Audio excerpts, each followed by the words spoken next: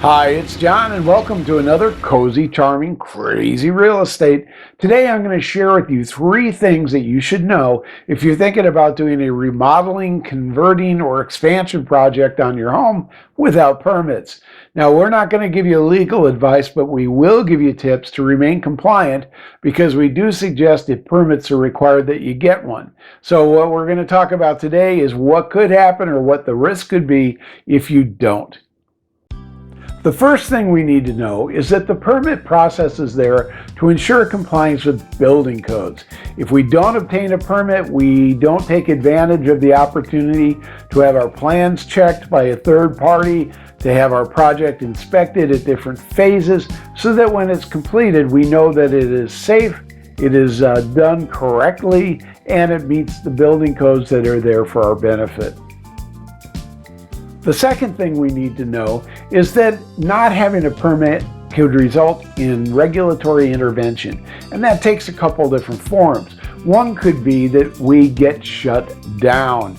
Let's say a building department employee happens to drive by, they see contractors in our driveway, and they decide to stop in and see what's going on, determine we're doing a project that requires a permit, and they're going to give us a cease and desist letter.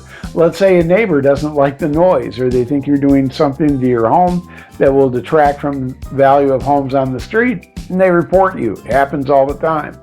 So they could also then shut you down. And not only shut you down, they might require you to remove whatever improvements, unpermitted improvements you've installed, and thereby we're going to have to pay that cost to remove those improvements. The second thing that might happen is that if, let's say we decide, well, let's make it right. They came in and they said, you need a permit. So we go down, we get a permit. We pass through the process for getting our plans approved. They're approved. And now an inspector comes out to see how we're doing. And they say, well, geez, you've already gone so far. We need to look at wiring, plumbing, the framing behind the drywall. And they might require us to remove the floor and remove the drywall wall so that they can see inside and do their inspection. Again, now we have the cost of removing what we've already put in, and we're going to have to put it back in again. So we're paying for the same work twice.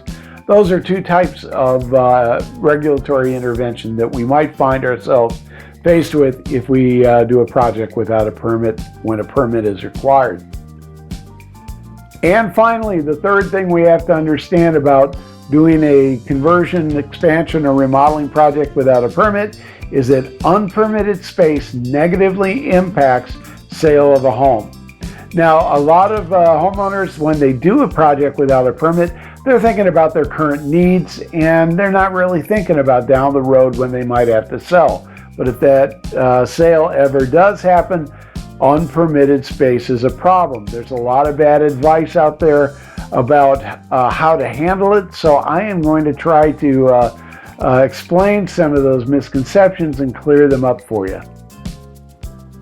One very common misconception is that we can take a non-living area such as a garage and add that square footage to the living area of the house if we convert that garage into, let's say, a bedroom, a family room, something like that. And here's an example. Let's say we have a house that's 2,000 square feet of living area. It's permitted for that. We have a garage of let's say 400 square feet. And that garage is not permitted as living area. It's permitted as a garage, but we decide to convert it. We cannot now, once we've done the conversion without a permit, add that square footage to the living area of the house. We still have to market the property as a 2,000 square foot house, not a 2,400 square foot house, not until we get a permit for that space. Same applies if we decide to expand out the back, add space, brand new space. We can't just call it living area unless it has a permit. So if you have a conversion or you have addition not permitted, you can't add it to the square footage of the house for marketing purposes when you go to sell.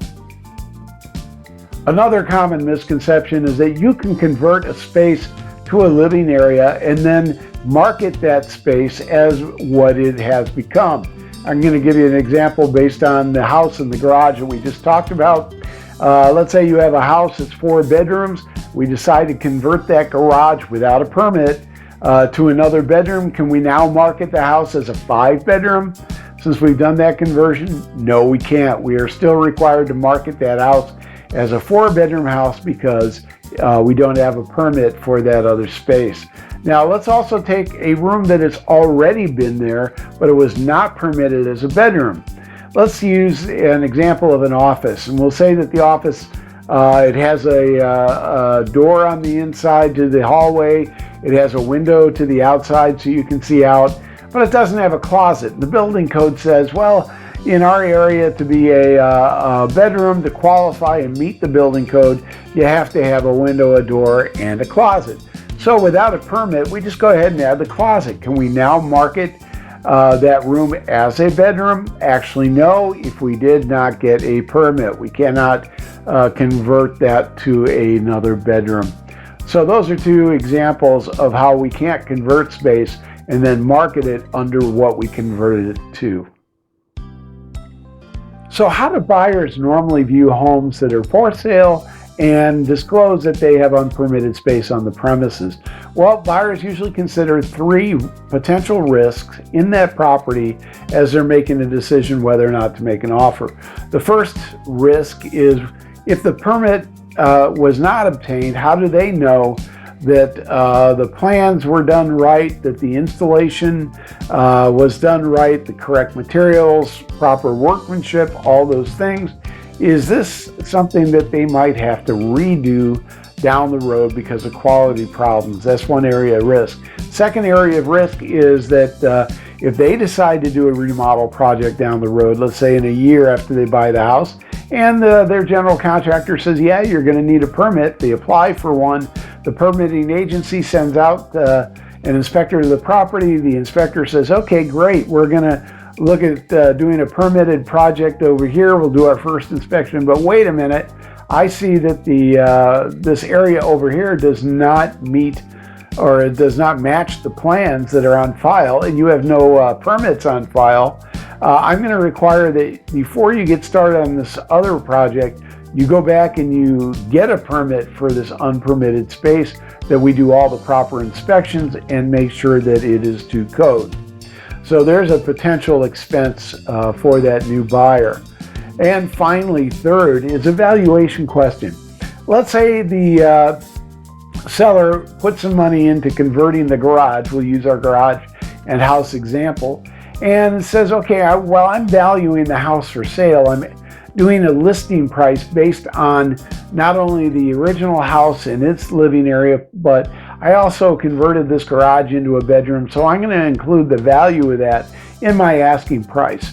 Well, they can do that all they want. However, when the appraiser working for the bank that's going to do the mortgage for the buyer, shows up, he's going to say, well, I do not count square footage that is not permitted in my value computation. So all the money that seller might have spent to do that conversion is not going to be included in the value of the home as determined by the appraiser. This might require a buyer to put a larger down payment on that house. So it's a third area that they're going to consider.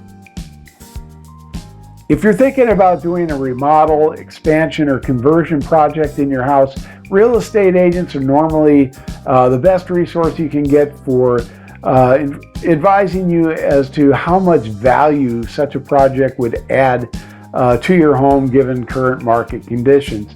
However, if you need to know whether or not you need a permit or whether or not your project is even feasible, the best source of information is a general contractor with experience in the area where your property is located. They usually are up on all the requirements for permits and all the building codes, and can help even translate some of that to help you understand it. But mostly they're going to make sure that you are compliant with all regulations and codes applicable to your project. I hope you found this information interesting. If you did, please hit like. If you have any questions or comments, please leave them below. And please do subscribe and join us on the next Cozy, Charming, Crazy Real Estate. Take care.